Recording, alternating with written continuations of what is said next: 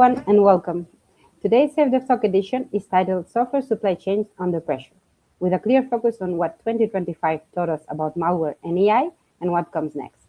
We chose this framing deliberately. In 2025, software supply chain security crossed a clear inflection point. We didn't just see incidents, we saw new mechanics emerge, like AI-assisted malware, faster recon to exploit cycles, self-propagation, and large-scale abuse of trust across registries, pipelines, and build systems. Attackers no longer just are exploiting vulnerabilities, they are exploiting assumptions about maintainers, popularity, automation, and default configurations. As you know, AI didn't invent those weaknesses, but it has dramatically accelerated how fast and how far they can be abused. The goal of today's discussion is twofold. First, we wanted to reflect on what changed in attack patterns during 2025 and why it matters. And second, we also wanted to look ahead and discuss on how these threats are likely to evolve and what teams can realistically do to manage them in the coming months. Today, we are joined by an excellent and diverse group of practitioners, as usual.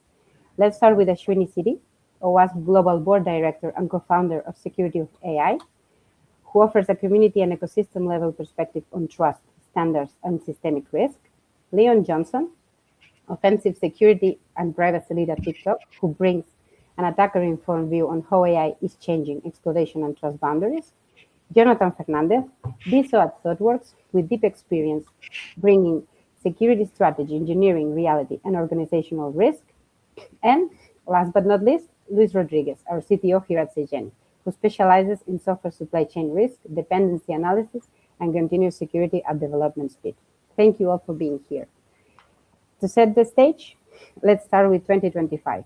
We saw incidents and techniques such as Shy-Hulud, Glassworm, and follow-on variants that push malware deeper into dependencies, build systems, and trusted infrastructures.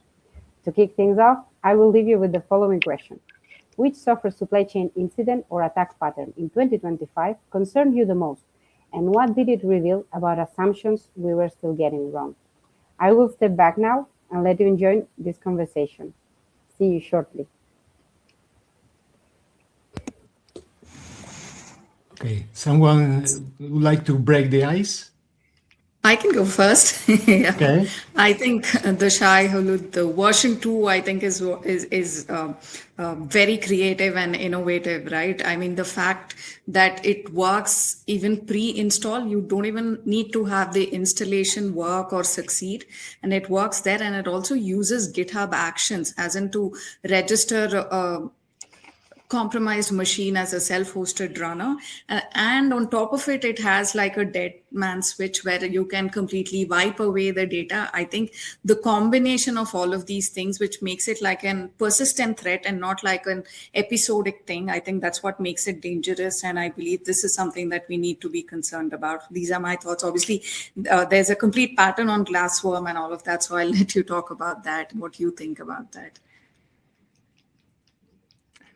Jonathan, maybe you want to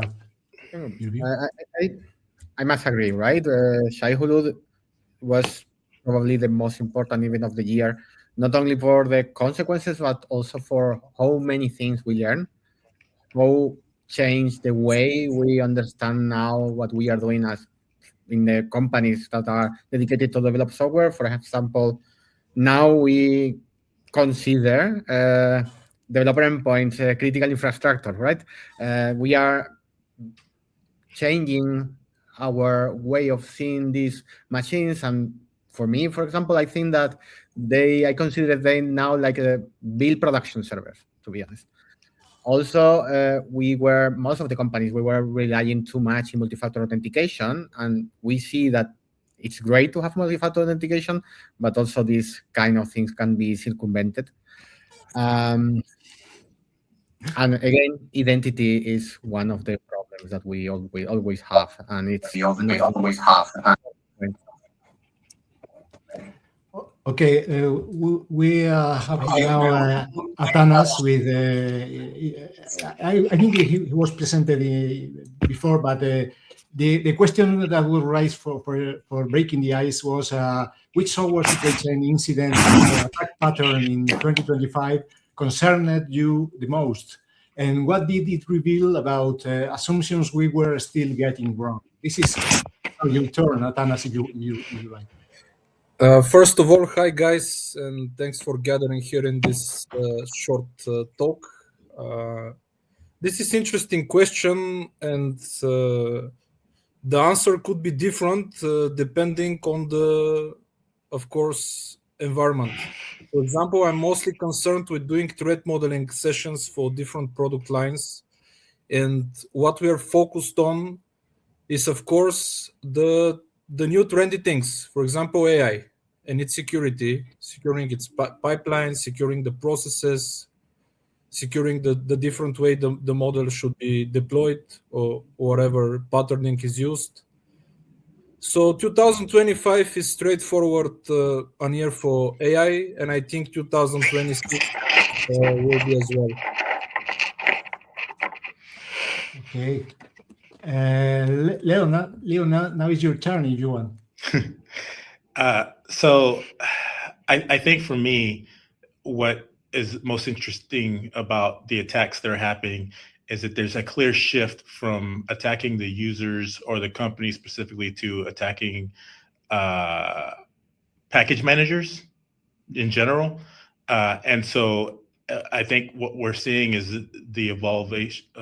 There's an evolution happening where threat actors are being successful at propagating large-scale attacks through package managers because they realize, or they're starting to realize that, I think previously they thought developers were not a great target because they were very tech-savvy people, but they realize that there's tech debt and that there's all these layers of complication that people aren't really invested in or looking in or don't have robust solutions for.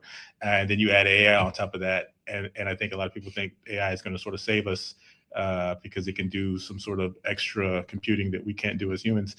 But what these attacks are proving to us is that there's quite a bit left on the threat model that we don't have solutions for. And so I think, like Shaha alluded, is like there was one, and then we had the sequel, and the sequel came out, and it was way more impactful, and clearly they learned from that. And there's still a lot to be learned because they're still doing things like manual things that are easy to fingerprint. But I think it's just going to evolve and get harder and harder to identify that. So I think for me, it's just all the package managers that are being focused on, and I think there's a lot more meat on that bone that we have yet to see attacked. So, I have to share with you that you almost we are all on the same thing, which I think is the worm-like campaigns using package and other infrastructure like package managers, like GitHub.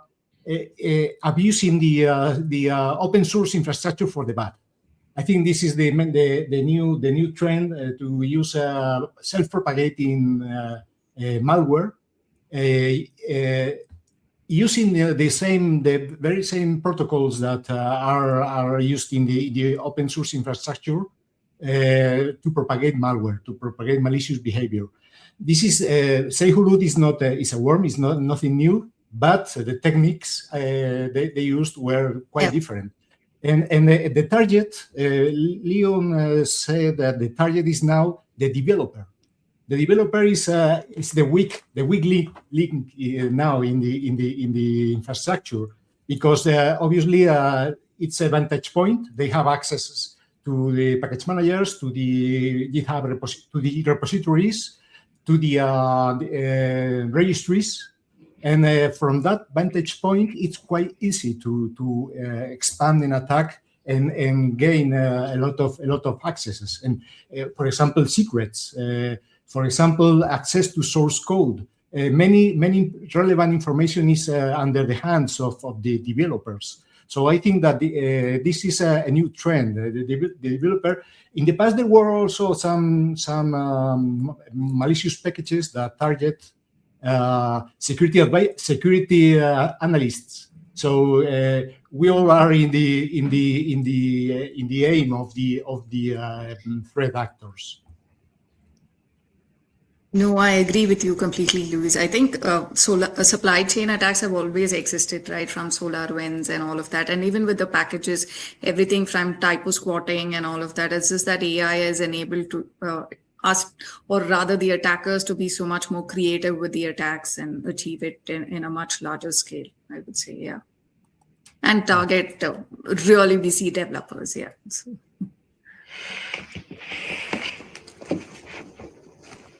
Leon said that there was two strains.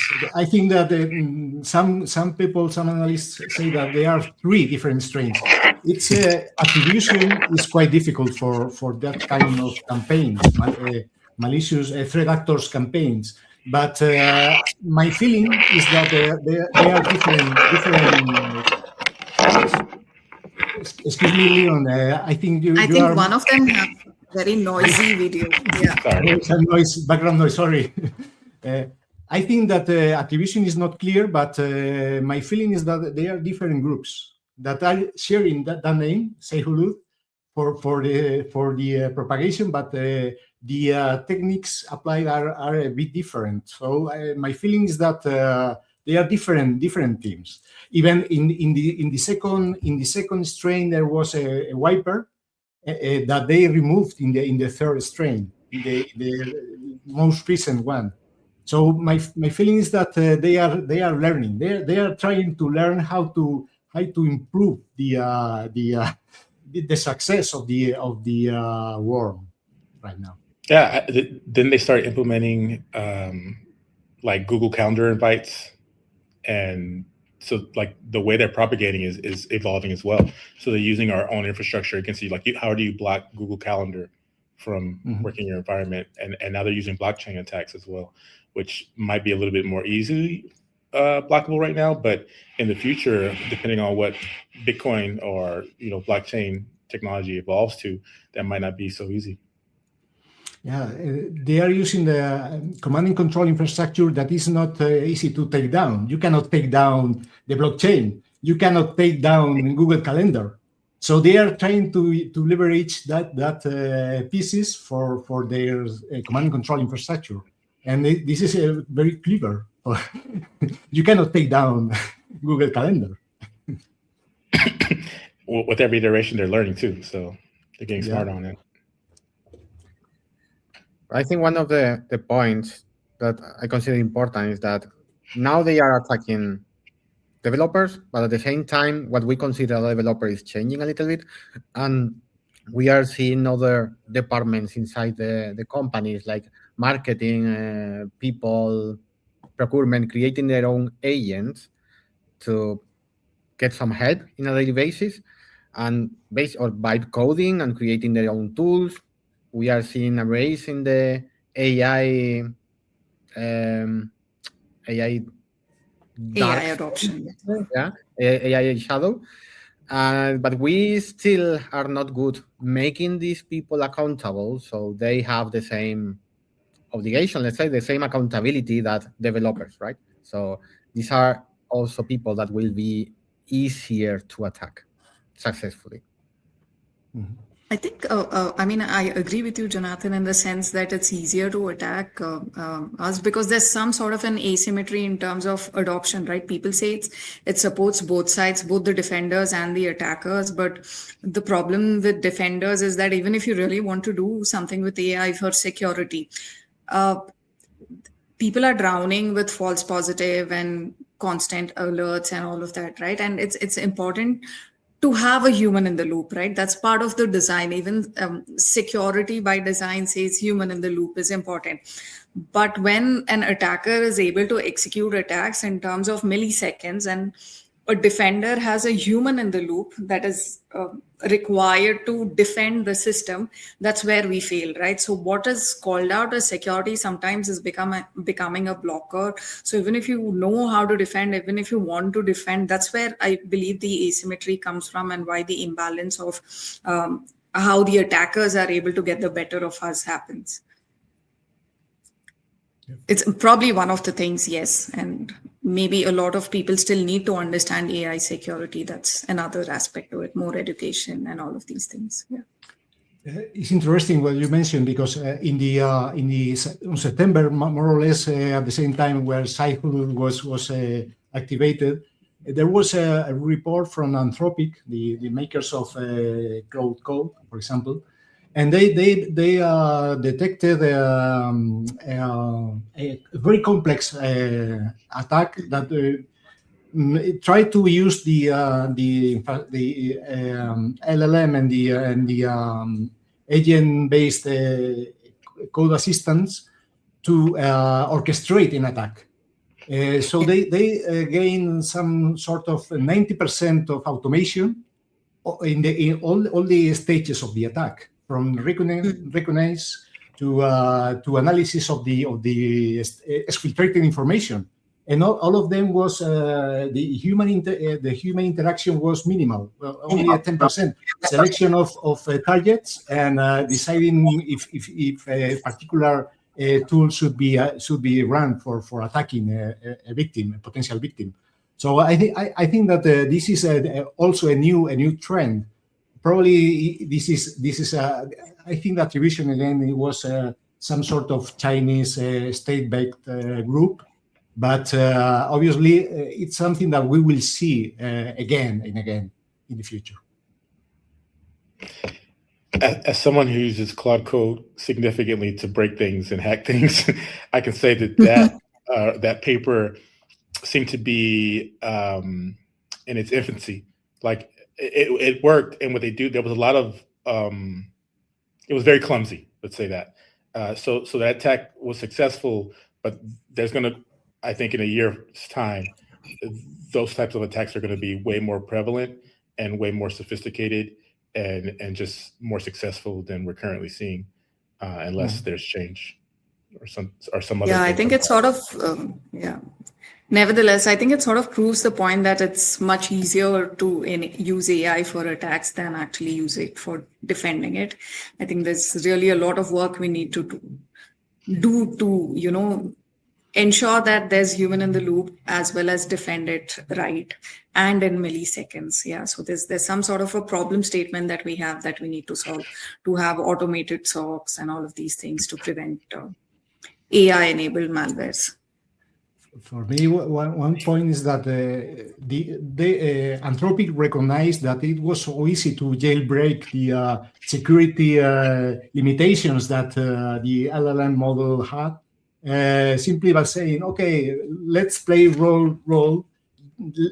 role of a security or pen tester, for example, and try to use this MCP server that I provide to check if this certain IP is safe using that tool, and that was so easy to jailbreak the security controls. That is, for me, is amazing. What can we do to protect, to avoid that kind of bad usage of the AI technology? I personally don't know that that's we're talking about semantics, right? And so you're talking about what I think whitelisting versus blacklisting, and I think blacklisting has proven that it's not successful. And then when you go to AI, where it's no longer syntactical, it's just verbiage. How many different attacks have we seen where someone says, "Do it in Klingon," or "Do it in base64 encoded," or speak some sort of language where you don't have controls on it? So we're trying to get, how do you prompt that? And I'm sure someone who's doing the co-founding AI research has probably looked at this and extensively, but as someone who's tried to use these tools to protect them and try to figure out how do you squeeze the MCP servers into the context without losing the context of the actual thing you're trying to do, and then you overflow your context. There's just so many complications when you're trying to do this from a protection standpoint, where MCPs haven't even been around that long. So we're still trying to figure it out, and that's evolving. Now we're trying to figure out how to tool search and things. So it's a moving target. Yeah, I think context plays an important role, in the RAGs that are built for these defense tools, right? I mean, especially what works for one org will certainly not work for one. And even within an org, right, what works for one BU might not work for another BU. So there are complications on building your own RAG and context and all of these things. You're right there, yeah. And I think we also have to take into consideration the fact that the advanced persistent threat groups, they will have the same access as other people through one or another way, but with the only big difference that a person itself doesn't have the budget of a nation. Let's not give specific names in some Asian countries, for example. But the resource difference is large, and of course they can utilize the same tools via different ways and people. Like the free open source pen testing tools that are very trendy nowadays, and they're like going around on LinkedIn, like on every different post, or even like public available tools like Cloud Code that Leon mentioned. That's good, by the way, interesting tool.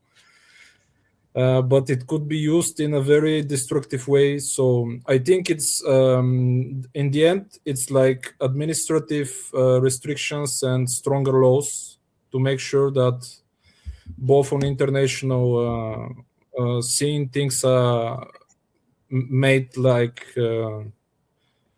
in a better restricting way, let's say, for some actions, and as well on a nation level law making. Because if a person, let me give you an example, if a person decides to like sell internal data, this should be banned, and such people, like, they should have the habit to stop doing it, because if they don't feel that they wouldn't be any oppression, they would still like do it as freely as they can, and corporacy will suffer ransomware almost like very frequently.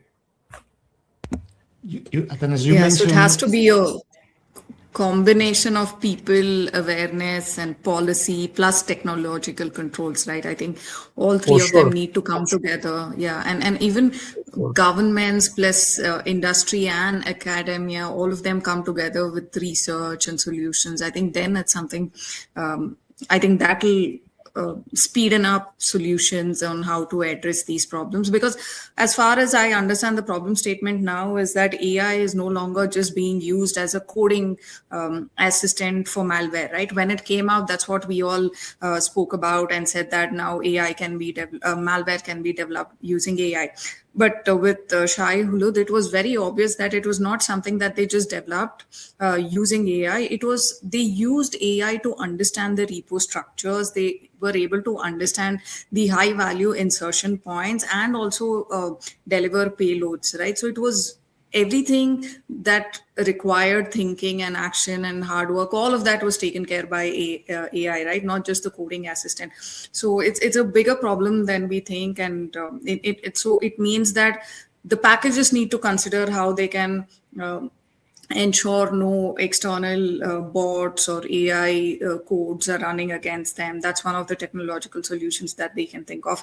While yes, we can have a policy and an industry, some sort of governance saying that this would be considered illegal if we had some sort of scans or some sort of AI recon happening over public open source repos or something. Yeah, so a combination of all of these factors, I think, would work well. Yeah, I would only agree with that, and I want to say that actually, yeah, technological solutions are maybe just at the bottom of all this, but they're as necessary as the other measures that has to be taken.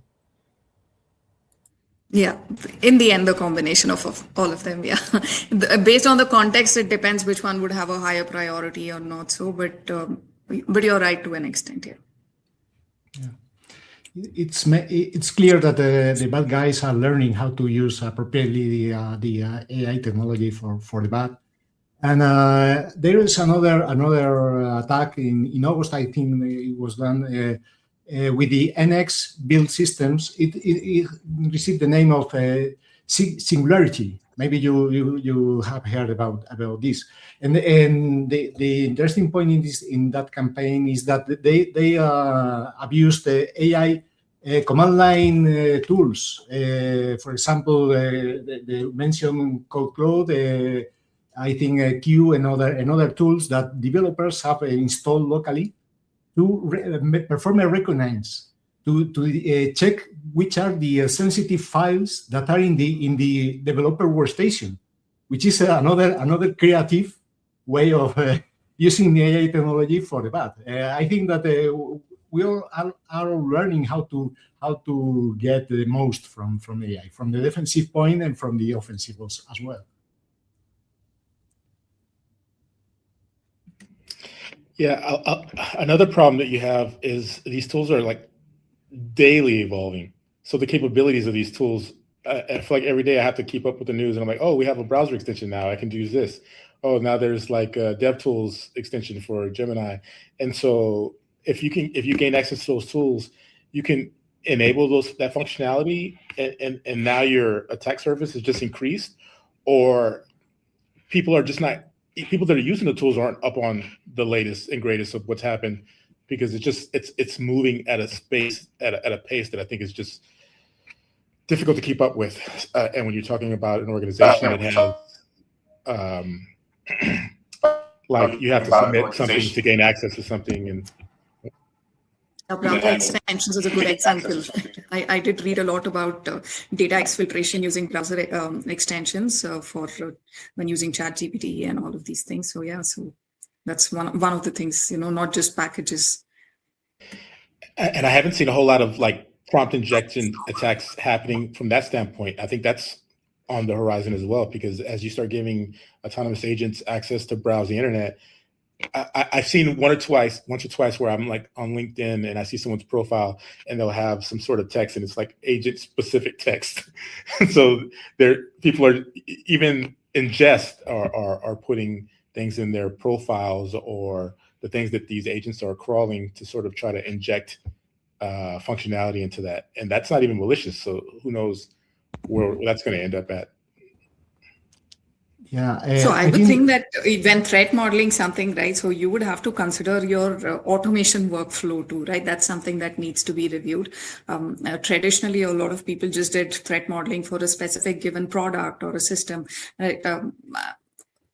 A very security focused company or organization probably looked at that, but I think now it's a requirement and a need of the hour that everybody also look at their automation workflows, because most companies are using AI for their automation, apart from their developers using cloud code and all of these things, right? So having an enterprise level access to AI and approved level of access, and determining there are no shadow AIs, and on top of it, ensuring that you've reviewed your complete automation workflow, I think is one of the things that is really important that we do. Because I think what this situation is making is that it's blurred the trust boundaries completely. Before we had like clear, concrete trust boundaries, but now I think it's very fluid and it's constantly changing. It's more about not where you are, but it's more about how you're behaving, even if you're internally or even if you're part of an approved workflow. So in a dynamic sense, right? So that's one of the things that I think it's really critical that we need to do. And to be able to extend our modeling. Sorry, I think there is someone with there is a echo. Okay. If we want to extend, and we need to extend the scope of our threat modeling sessions and all the impact assessment that we do in our asset, we need to have an asset catalog, right? And we need to have the proper visibility. We need to know what we need to protect. And at the same time, if we want, because we want the people to be creative and continue using AI, right? So we need to have proper governance process internally in each company to ensure that we have the inventories, that we have the approvals, and that we are letting them to be creative, providing a safety net at the same time. And it's not easy. This is not easy from my point of view. Perhaps I'm from the older times where code security was a thing, and probably you work with Martin Fowler, Jonathan. Yes, it's in the other side of the chat. As you can imagine, I don't used to ping him a lot because he's a really busy person, but it's part of my company, and I'm proud of that. Yeah. he was a main proponent of Agile and code review as a major tool. How can code security be done in AI times? Because you generate a lot of more amount of code, and you need a human because you try to do AI assisted code review. I don't know what will be the result of this with AI generated code. Well, just a small detail. What we propose at ThoughtWorks usually is not code review exactly, it's pairing as the main tool.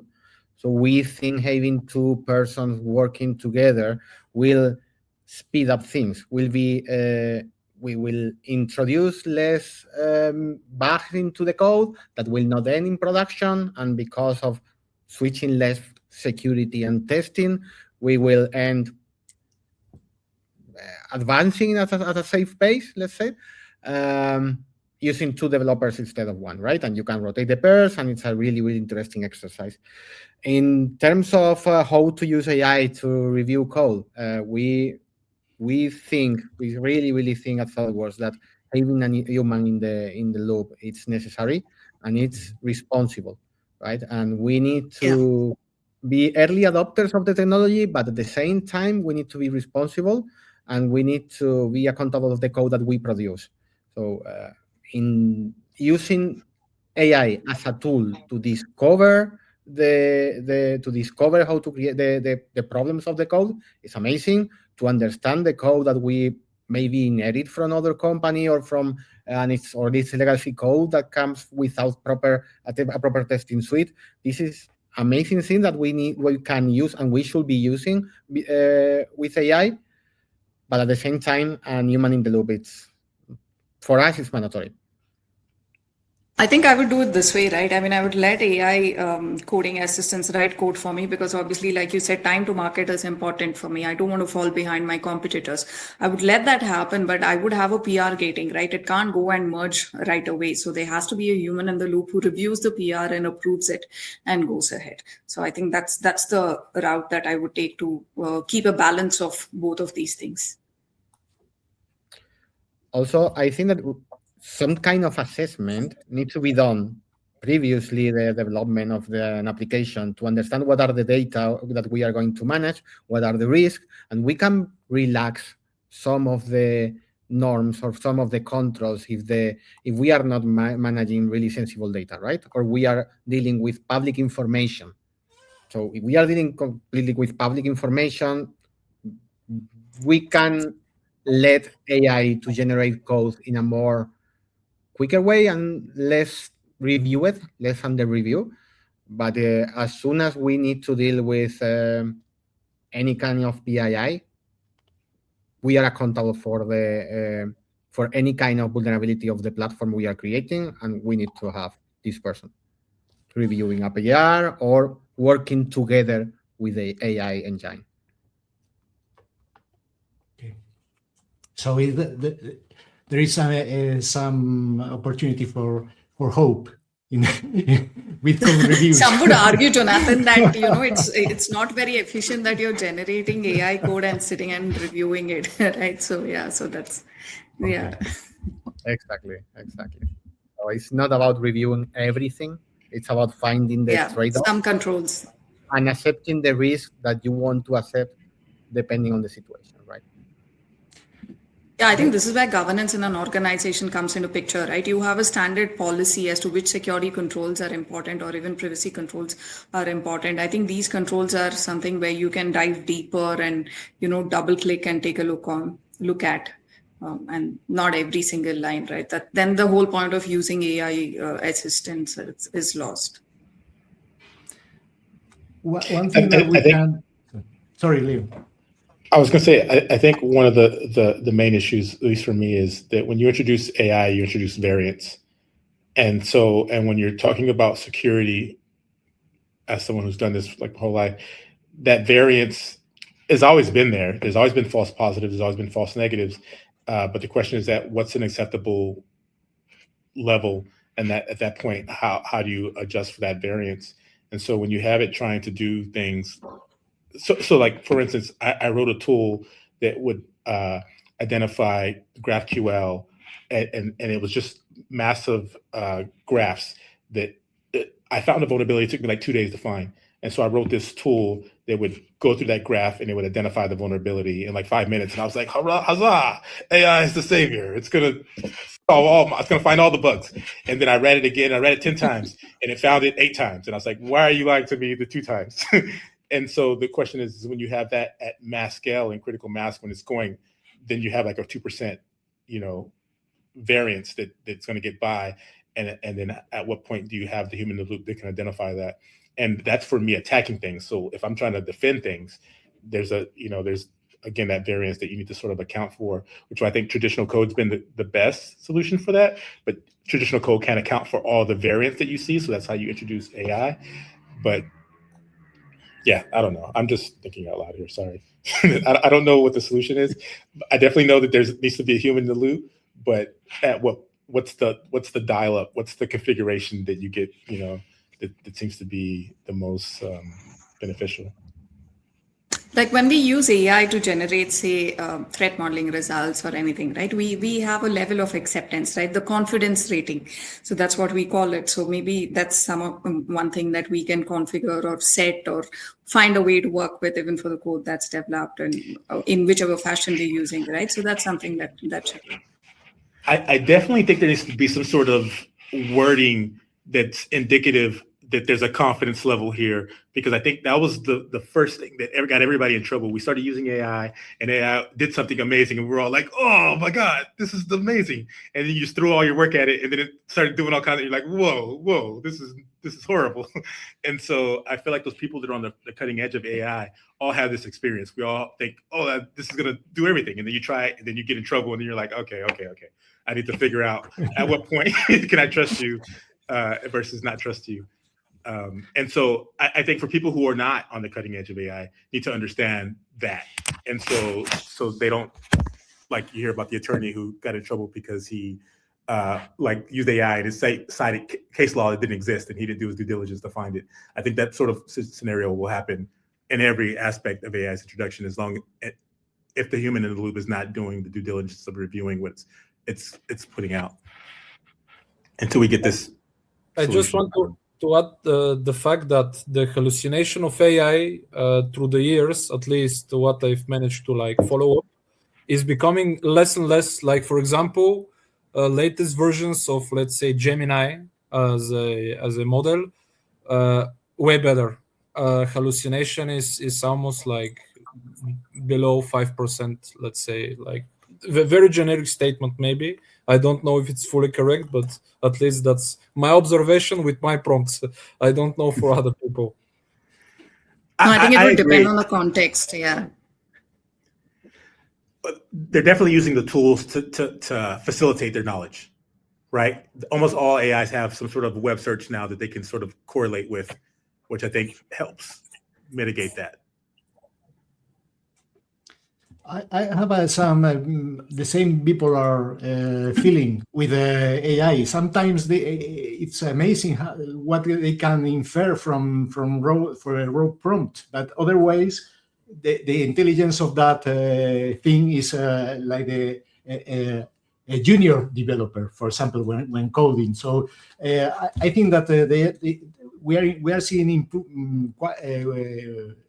fair improvements in the hallucination rate, as Satanas mentioned, but I think that it's a technology that will improve also for the bad guys, for the people that are using AI for the offensive.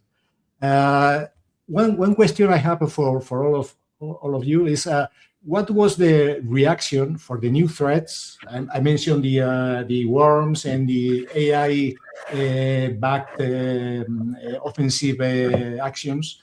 What was the reaction from the industry?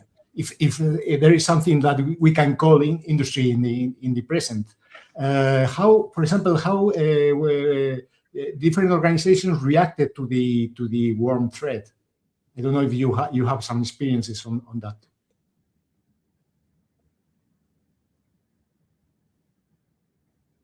I think the first, obviously, to go back and check if you're using it or if it's somehow it's affecting you, right? So that's that's like the first step. But I wouldn't know what the reaction is generally after being so many years in the cybersecurity industry. I think you're sort of expecting new and creative attacks every day. So it's most like, yeah, okay, yeah, kind of a thing. Yeah, me kind of a thing.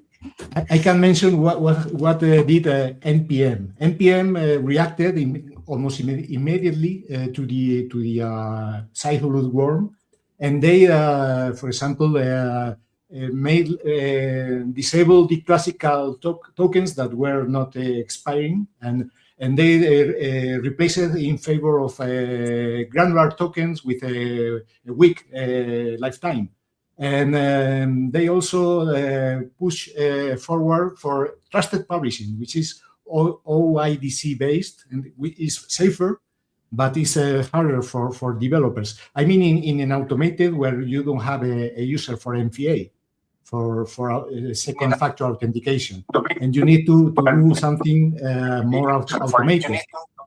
In that cases, they make some changes, but they didn't block the emergence of new strains of the worm. So I think it was a very weak, a very warm reaction to the problem. The problem is not solved. The other problem with this is that all these compromises have leaked thousands of credentials. And I think we're fooling ourselves if you think all those credentials are getting rotated. Like the Glassdoor remediation effort was basically wipe your machine, rotate all your tokens, all your sessions, all your things. And I can almost guarantee you that didn't happen for everybody.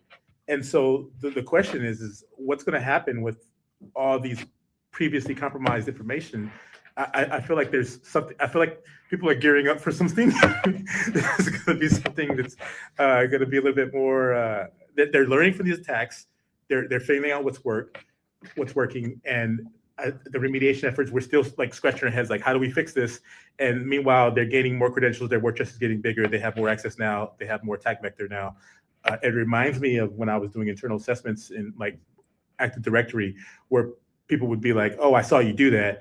And I was like, yeah, you saw me do it, but I compromised the entire domain controller. I have all your credentials. I have every single thing. Like, you can't stop me. There's nothing you can do now.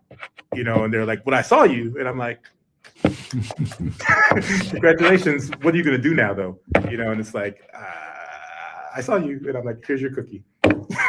Now we have to, what in the real world, what do you do? You know? And also, I think as this group, we're all very close to the subject matter. So we're all tuned into it. But I can almost guarantee, you don't hear about this on the news. You know, this is not a widespread thing. Large companies, I think there's a lot of people that don't even know about this. I can guarantee you, I could talk to a lot of coworkers who probably never even heard of it. And so these types of things aren't getting the sort of attention that they should be, especially with all the societal things going on that are much more attention grabbing. So I feel like there's going to be, I don't know. I feel like it's going to get worse before it gets better. And I feel like we're like the few people at the guards that are like, everybody, look at this. And people are like, I have to pay rent.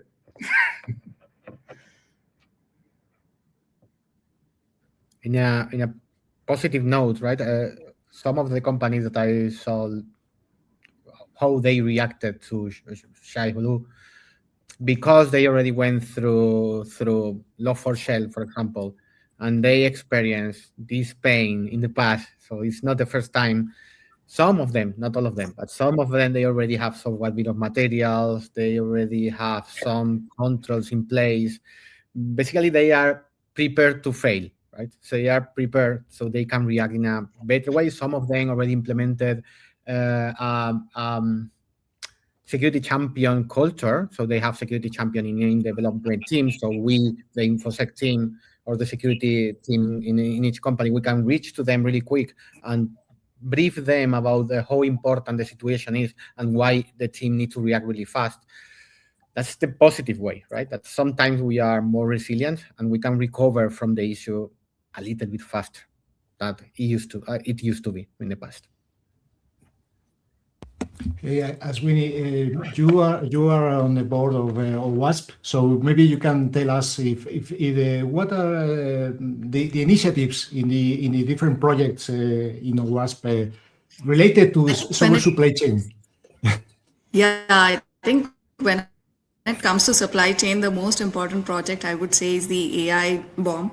That's important. I think a lot of people, when the SolarWinds attack happened, spoke about SBomb, and there was a new SALSA framework that came out and all. But OWASP is working towards an AI bomb so that it sort of reviews the entire model life cycle, right, for transparency and all of these things, and it gives you a way to do that. I think that's the most important and critical initiative. Is as per me. Yes, there's OWASP AI Exchange, based on which you heard about Agentic AI Top 10 and all of these things. But for supply chain specifically, AI bomb is the thing. Okay. If the listeners haven't heard of it, you should certainly go look it up.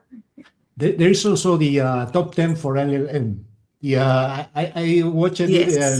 The first one is obviously prompt injection, direct or indirect, and there are many other different risks there, and many people are not aware of such risks.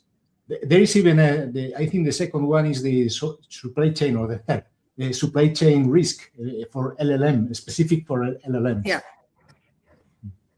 It's another No, I think when talking about AI itself, OWASP has been a step ahead and gotten out the Agentic AI Top 10, right? It's important because currently the attacks that we're seeing are mostly, I would say, Gen AI-based attacks, right?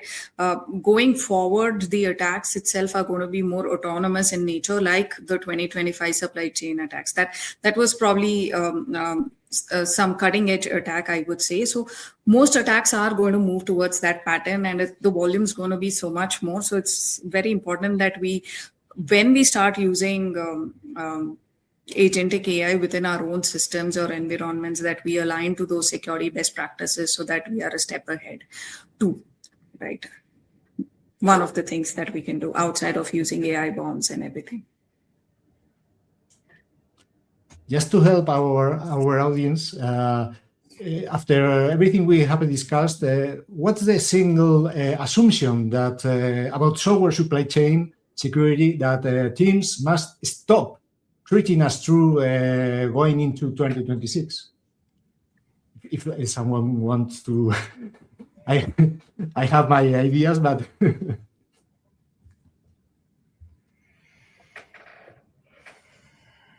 I already mentioned considering the developer's endpoint, not considering developer endpoints critical infrastructure.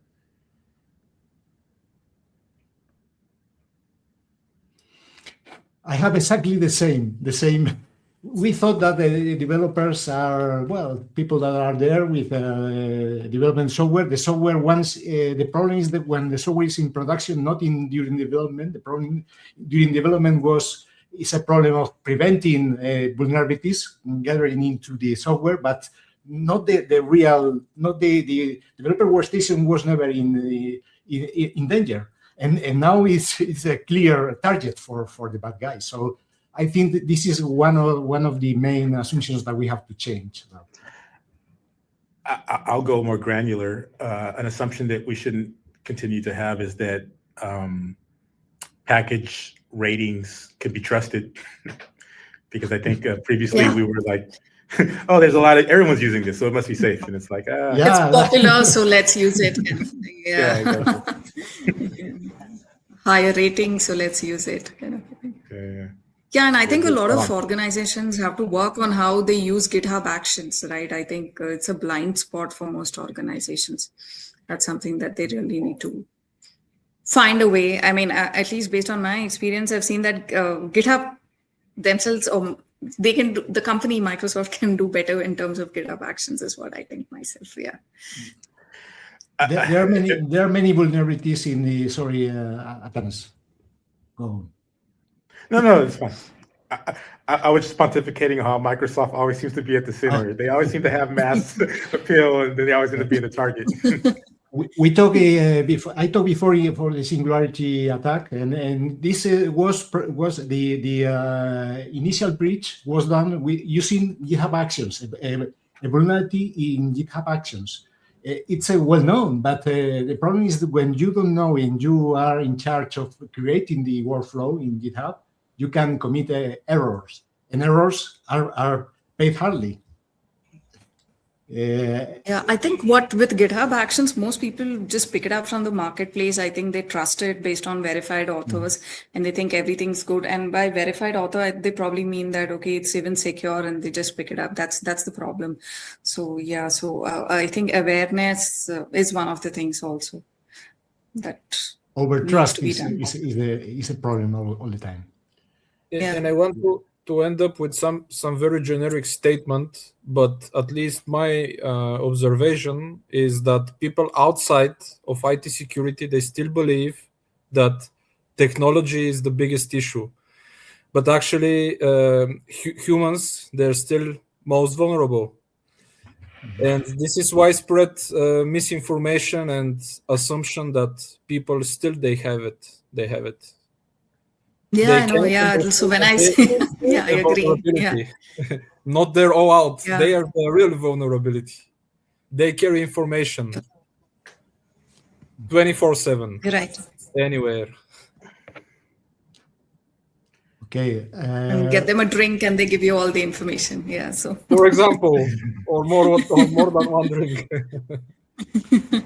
And what are, in your opinion, the main problems with the developers? Why are developers targeted by the bad guys? Why are they so easy prey for the bad guys? I think there is no problem as such with developers. I think they're doing a great I am a job. developer. I think I confess that I am a developer, so I am one of these guys. I think it's it's just that they're too focused on their. It's about the culture of the organization and how it is built and the hierarchy around them and how they are held accountable, right? If they say that I worked on security so and so and number of issues versus I built this feature, who gets more credit, who gets promoted, who gets all the goodies, right? So that's where the problem is.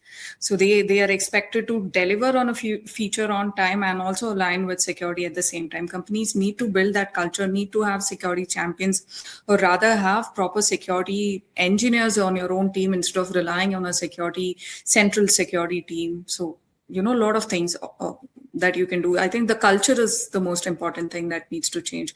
I think developers are they're just trying to do their best. I would echo that. I feel like as someone who's spent time developing, at some point you get to a point where like, just work, please just work. I don't care. You can have all the permissions, just work, just go. And then it works and you're like, I'll go back and fix it. And then you're like, oh, I'll never do that. And that's what I find, oh, why is this script there? Like, we did that because of this. And now it's you stole it all. It's like, yeah. But for publishing your package, you need a token for publishing into the NPM or the registry, whatever registry, or the image. You are in an advantage position. You have a lot of accesses to important assets in your organization. So why they are so easily abused? The developers, I mean. This is the. Well, I think historically speaking, like the way you develop is you have to have like environment variables because you have to have the code that has a certain way, and there's no like. Typically speaking, I don't think most people are using these like password safes where they have like a key store where it adds minutia. There's complexity now with your workflow, so it slows you down, which nobody wants to be slowed down. To be more secure, you have to slow down, and nobody wants to slow down because everybody's being judged by their outputs.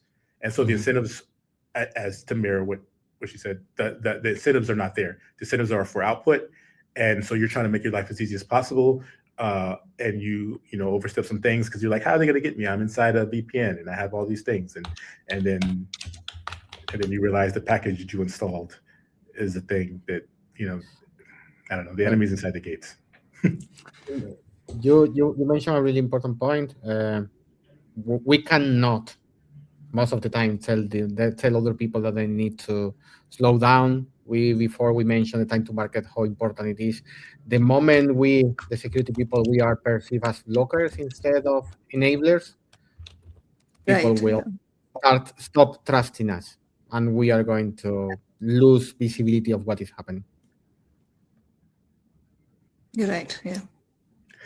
I think you're 100% correct, and I think that's why it's important to figure out like these solutions that enable people to move faster, but also are secure, like OAuth, and are certain just ways. Like now, everybody has like a way to log on because we realize letting people set their own passwords, it's not great. So let's come up with these systems that maybe we can make it more secure for them by certificates and things of this nature that just add. But then that adds complexity. It's misconfiguration, I think this is where we can be creative, right? As an industry, now's the time to use AI to build innovative and creative solutions. Obviously, we know what security looks like and should be like. I think if we don't take the initiative and try to solve a problem that exists in the industry that we've been talking about for the last 20 years or so, I think we'll sort of miss the bus. I think it's the onus on us to stand up and do something about it. Like anything, research, publish a paper and educate people, or develop your own product, anything of that sort. Okay, I think we are getting okay, Maria. Oh, wow, that was interesting. I would like to make you a question. So could each one of you share one practical tip, like the most important one for you, that attendees can apply to better control AI-driven malware or threats?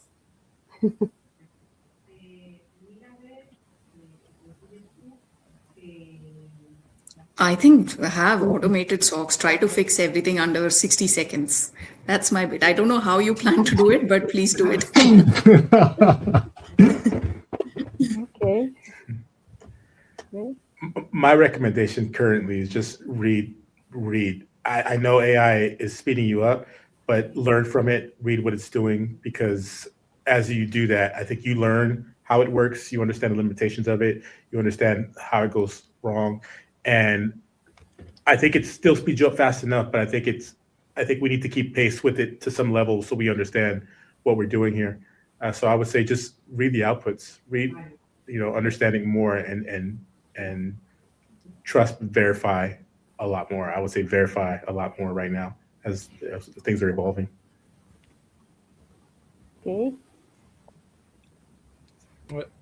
I want to state that one simple thing, like malware created with AI is not really so much different than any other malware. Like if we use still the traditional measures, if we apply and the tools, then we'll stop this malware to enter the system and continue to make further issues. Of course, there is malware that can change its structure and become hard to find, but still, malware is malware.